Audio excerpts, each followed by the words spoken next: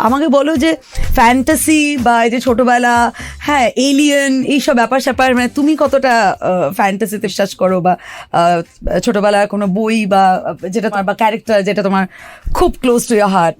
হ্যাঁ, আমি আলাদা করে আমি খুব কমিক্স পড়তাম। আচ্ছা। সেগুলো তার মধ্যে যে ফ্যান্টাসি একদম ছিল না তা নয়। অগ্নিপুত্র অভয় বলে একটা পাওয়া যেত। বাঁটুল দি গ্রেটকেও অ্যাকচুয়ালি ফ্যান্টাসির মতো করেই পড়তাম। আর বাঁটুলের মতো কে হয়, এবং বাঁটুলের একজন বন্ধু ছিল লম্বকর্ণ, যে অনেক মাইলের পর মাইল থেকে শুনতে পেত। যে আমি প্রফেসর শঙ্কুর থেকে বেশি নারায়ণ দেবনাথ পড়েছি বেশি ছোটবেলায়, শুকতারাতে, হ্যাঁ, বা চাচা চৌধুরী, পিঙ্কি, হ্যাঁ, এগুলো আমি বেশি পড়েছি, অগ্নিপুত্র অভয়। তো সেইটা আমার মতো করে আমার একটা ফ্যান্টাসি ছিল। হ্যাঁ, কিন্তু তার পরবর্তীকালে এসে ফ্যান্টাসি ছবি দেখা, ক্রনিকলস অফ নার্নিয়া হোক, পাতাল ঘর হোক, মকড়ি হোক, এগুলো দেখেছি। বা আমাদের ছোটবেলায় ছুটিতে যেগুলো দেখানো হতো, জকের ধনের কথা বলি, বা আমাদের ওই যে বলেছিলাম না, বলপুরের সময়ও খুব বলতাম যে আমাদের ভূত, আমাদের রূপকথাগুলো খুব ঘরোয়া।